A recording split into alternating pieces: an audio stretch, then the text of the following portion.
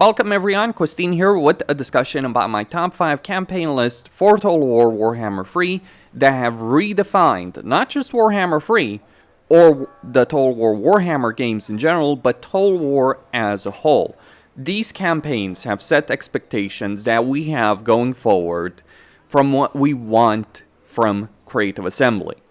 They might not necessarily be the best campaigns in the game, or there are campaigns that took the ideas that were implemented in these campaigns and improved them. But these were the campaigns that have certainly defined Total War Warhammer 3 or redefined Total War in a lot of different ways. Now, to be sure, there are some very honorable mentions like Elfarian's campaign, Grom's campaign, when it came out in Warhammer 2, not necessarily at the moment in Warhammer 3. But these are the top 5 campaigns I think have really changed the course of Total War. Number 5, we of course have Ikit. People will talk about power creep, that's a balance issue. But I think the idea behind this campaign, the idea that you have a campaign and you have a unique resource that you're gaining throughout the course of the campaign that allows you to customize your army, is something very, very interesting in Total War. And you can see this, the impact of the Forbidden Workshop all the way to today.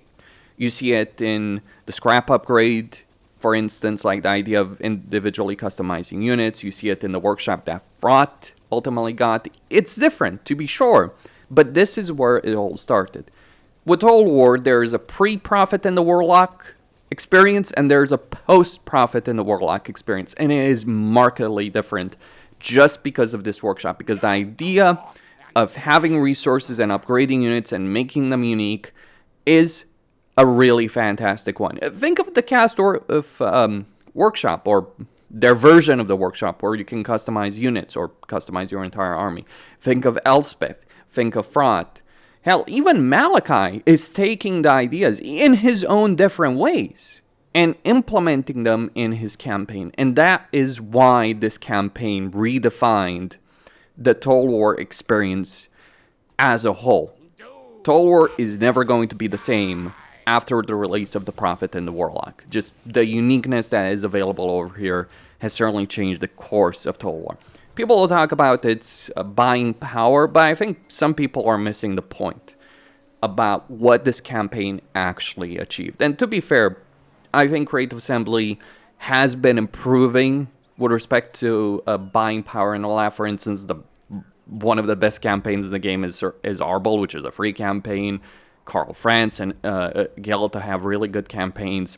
So if the concern is that it's just a situation where you have a lot of power, but it's behind a paywall. Well, that has also changed as well. Maybe that is also an impact that should be addressed with Prophet and Warlock, because it was certainly ridiculous what it did have on offer.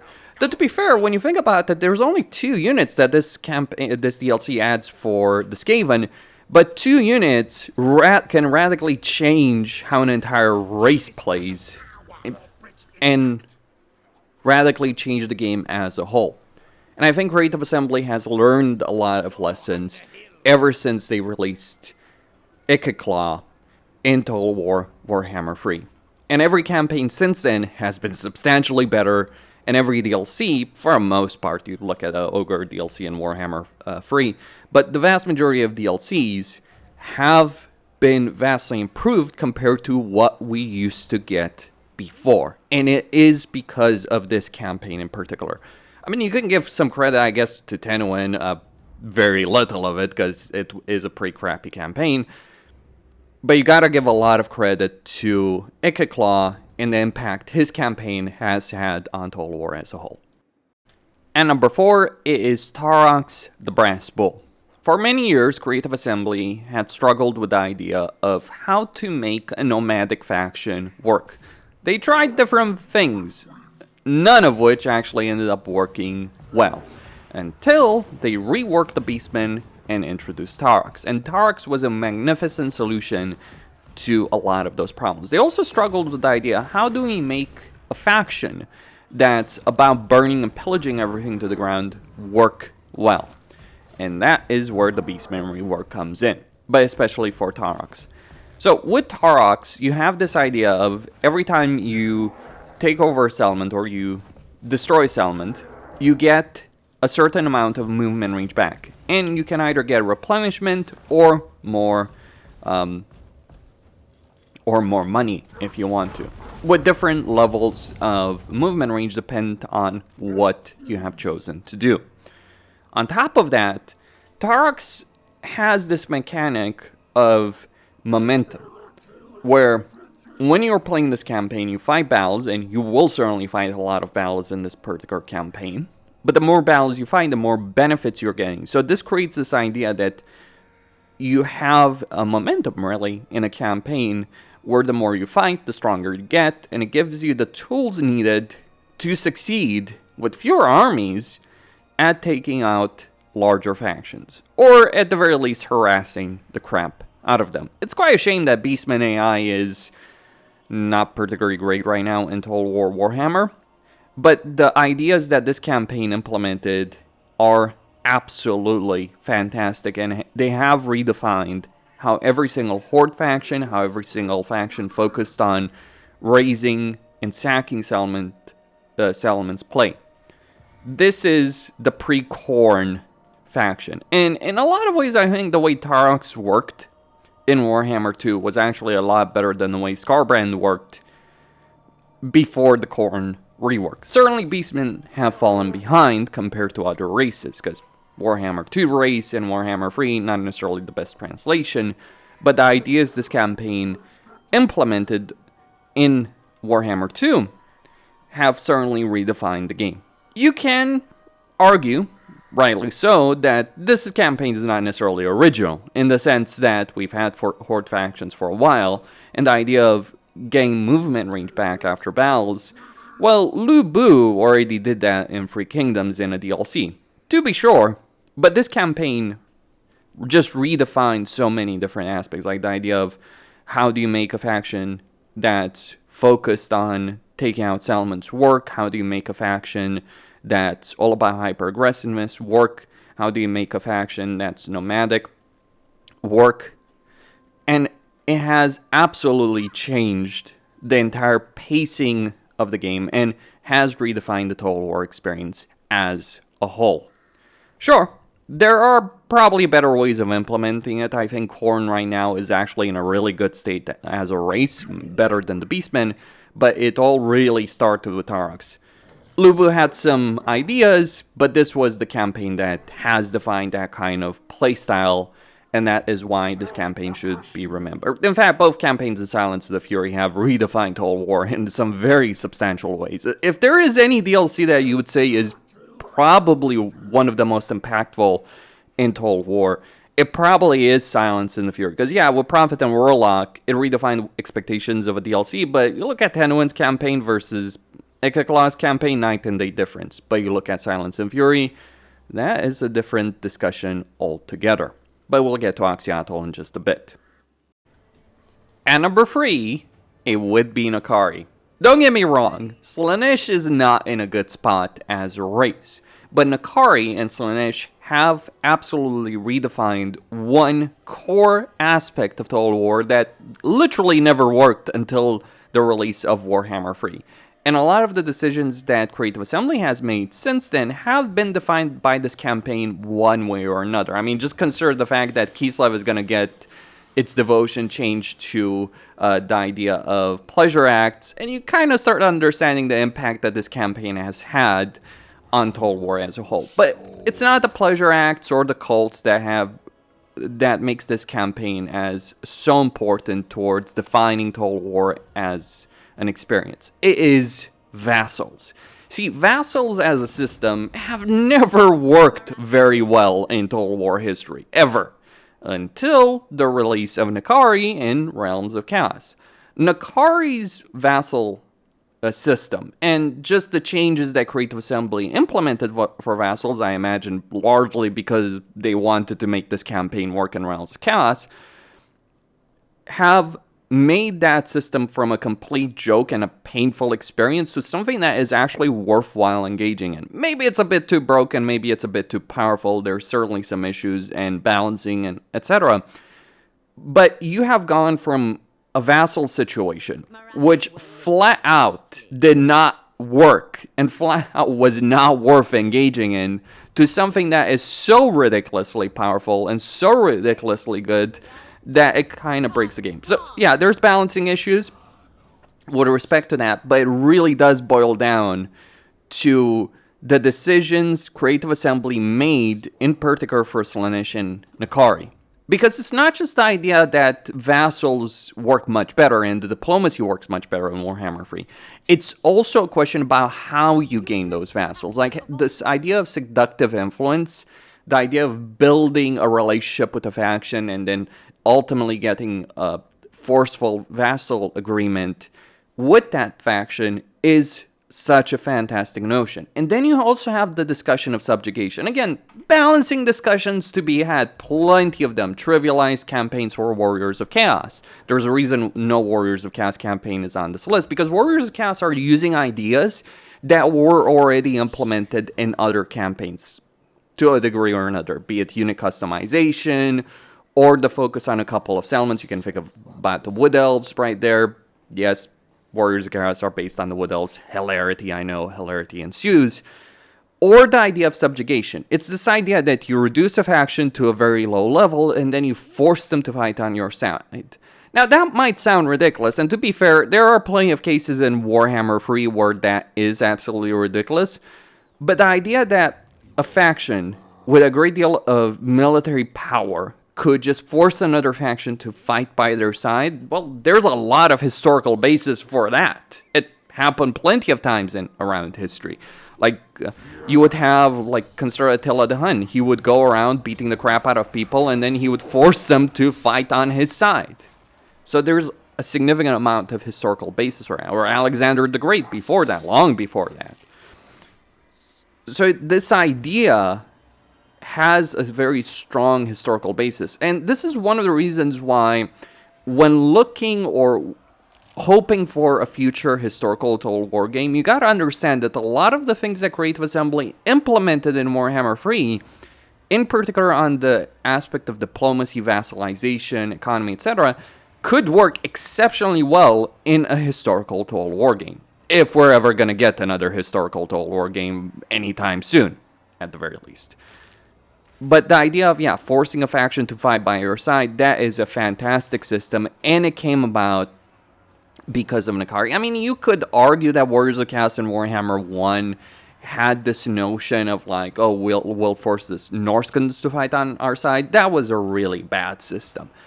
It is N'Kari and Slaanesh that have defined this idea of vassalization, subjugation, forcing factions to fight for you, and not having a game where it feels like herding cats. Like, vassals are not an annoyance anymore. Like, remember how Nakai's entire campaign was pure freaking misery just because he has to deal with a vassal? Well, he no longer cares about that anymore, and it is because of the changes Creative Assembly implemented with N'Kari's campaign. So this is one of the most influential campaigns, I would say, in Total War history, at least over the last couple of years.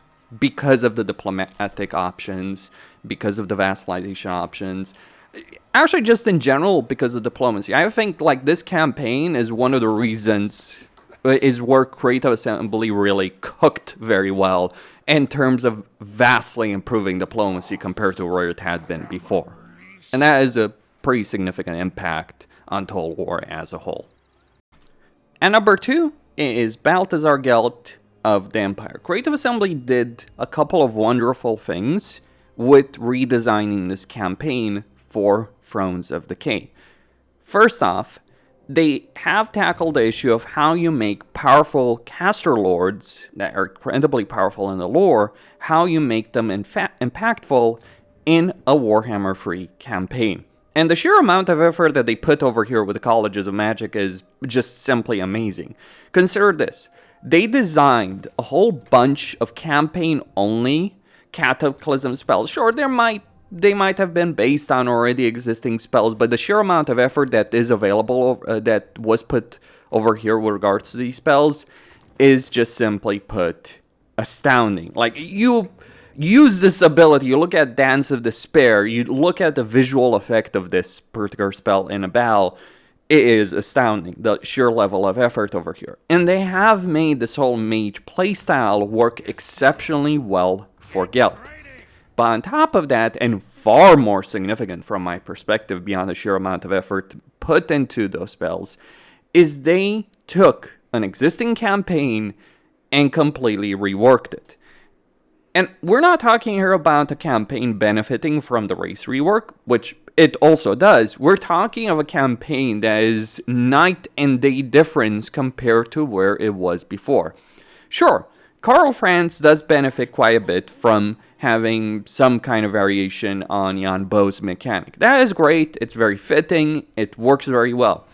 But the sheer amount of effort they put into making Gelt feel very unique as a campaign and distancing it from the mess that the Empire had before has redefined our expectations of DLC and patches going forward. And it's already had pre-sizable impact. Because you consider Omens of Destruction, you have Scrag, you have Greases being reworked to a very significant fashion. You have lesser impact with Skarsnik and Warzag, but certainly their campaigns are also markedly different. Sure, with Warzag it's not as significant as it is with Skarsnik, but you have a situation where going forward, this is the baseline we expect from Creative Assembly. Not just in releasing new content or fixing a race up, which is all very well and good, and hopefully they will keep doing that. But on top of that, taking existing campaigns and vastly improving them. And that is what they achieved with Gelt. And that's also something that has set the stage for campaigns like Scrag and Greases, and soon enough, the Kislev rework. I don't know exactly what to expect from Katrin and Kastaltin. Maybe it won't be a case of like they'll redefine them as Enduring Lords, but they certainly will redefine Kislev. But to be certain, what Creative Assembly has done with Gelt's campaign has redefined our expectations going forward in terms of content from Creative Assembly. And it is an amazing piece of work, I have to say. Like I'm astounded of how much effort went into Thrones Decay. I expected racial reworks, to be sure. I did not expect both Gelt and Karl Franz to get complete makeovers of their campaigns, but it's just amazing. And honestly, even with Omens of Destruction, be it Arbel's campaign, or the changes to Skarsnik's campaign, or Scrag, Greases, and Warzag, it's just like phenomenal piece of effort. To be sure, Omens of Destruction, I think it's not necessarily as good as Thrones of Decay, at least in terms of the paid stuff, but the free stuff, the updates that they implemented over there with Omens of Destruction, quite fantastic. But it is because of what they did with Gelt, from my perspective. So whenever you think of like Legendary Lords being redesigned and their campaigns being vastly improved, I think Gelt can serve as a baseline. To be sure, there are absolutely some issues. It is a completely broken and busted campaign, but that's more of a balance issue as opposed to a design issue. But the effort they put into this is just simply astounding. And it does mark a high point, as far as I see it, in Total War history. And finally, at number 1, is Oxyotl of the Lizardmen. Silence and Fury is certainly a very impactful DLC in terms of Total War history, and we still feel that impact to this day.